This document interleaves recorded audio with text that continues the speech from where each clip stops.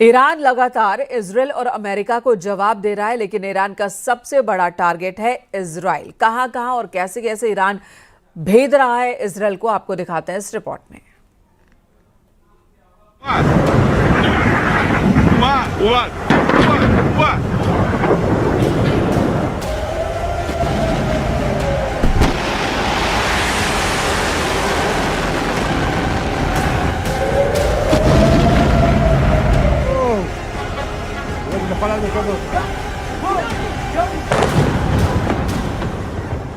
Israel में अगला target कौन है?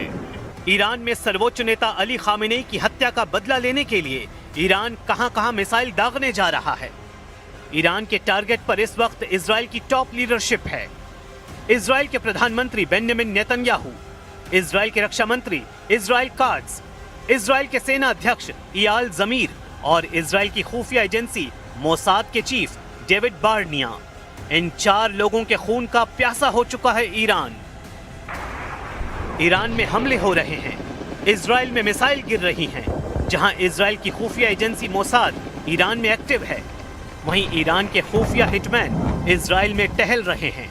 ये बात नेतन्याहू भी बहुत अच्छी तरह जानते हैं और यही वजह है कि इजराइल इस वक्त ईरान का सबसे बड़ा टारगेट बन चुका है।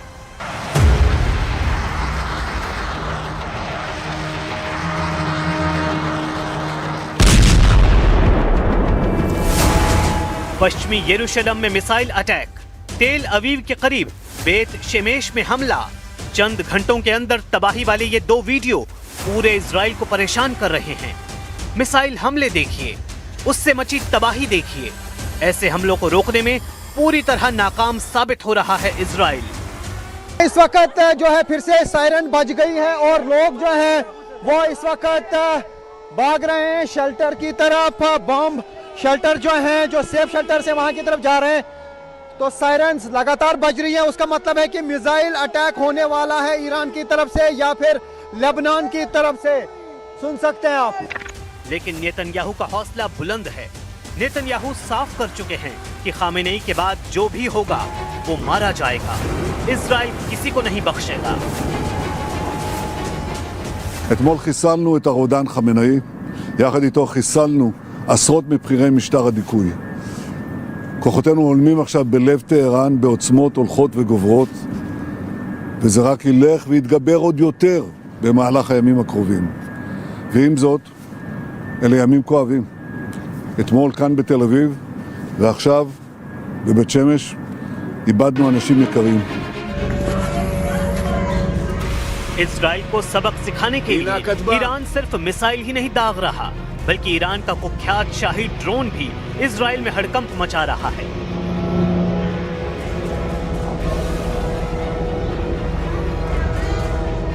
ये वीडियो उत्तरी इजराइल से आया है, जहां ईरान का शाहिद 136 ड्रोन अपनी बदनाम आवाज के साथ तेजी से उड़ रहा है।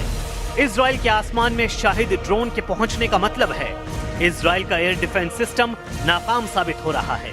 ये ड्रोन 2000 किलोमीटर दूर से उड़कर इजराइल पहुंच गया और इजराइल इसे रोकने में फेल हो गया।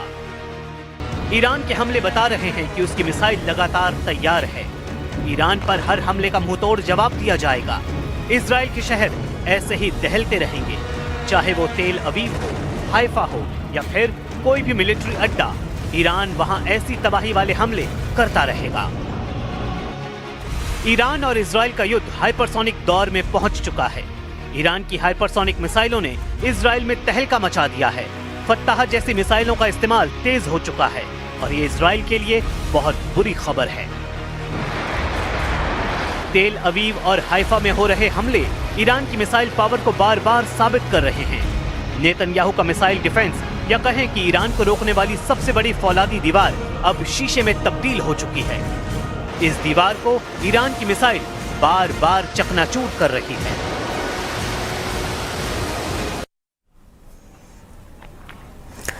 डोनाल्ड ट्रंप के एक बड़े फैसले ने युद्ध में तुर्की को उतरने पर मजबूर कर दिया। ईरान को जिस रणनीति के साथ ट्रंप हराना चाहते हैं, अब उसमें तुर्की बहुत बड़ी रुकावट बन सकता है। युद्ध के 5वें दिन जब ईरान में नई लीडरशिप को लेकर कई कयास लगाए जा रहे हैं, तब इजराइल ने ऐसा ऐलान किया कि सुप्रीम लीडर जो भी बनेगा उसे मार गिराया जाएगा।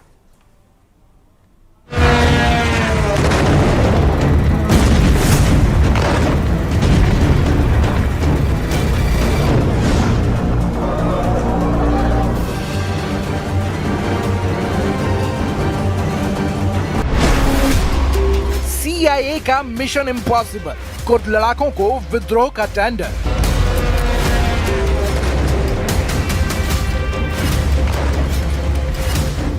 क्या CIA ने पूरे ईरान में माइन बम बिछा दिया है?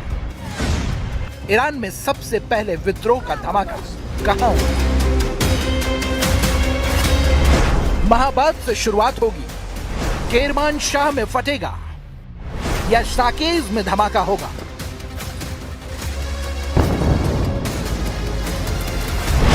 ईरान में विद्रोह की साजिश, कुर्द करेंगे माइन ब्लास्ट। तेहरान की सुबह एक बार फिर धमाके की आवाज से कांप उठी। दक्षिण पूर्वी तेहरान का आसमान हवाई हमलों के बाद धुएं के बड़े गुबार से ढक गया। जंग के 5वें दिन अमेरिका और इजराइल ने फिर तेहरान पर एयर स्ट्राइक की।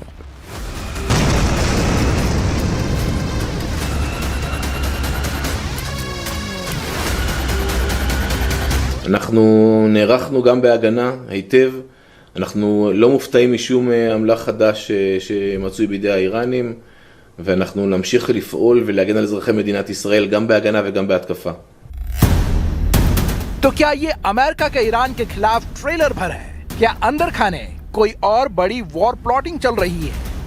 क्या अमेरिका की खुफिया एजेंसी CIA ईरान में विद्रोह की चिंगारी भड़काने की साजिश रच चुकी है? रिपोर्ट्स के मुताबिक ईरान के खिलाफ चल रही जंग में अब नया मोर्चा खुल सकता है।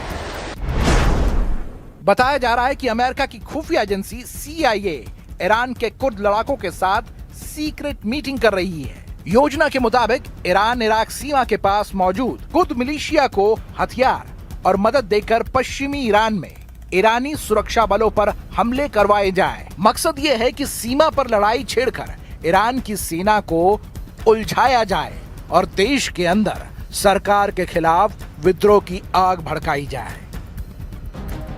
लेकिन सवाल ये है कि क्या वॉशिंगटन सिर्फ हवाई हमलों से ईरान को कमजोर करना चाहता है या फिर इसके पीछे कई मोर्चों वाली बड़ी रणनीति काम कर रही है?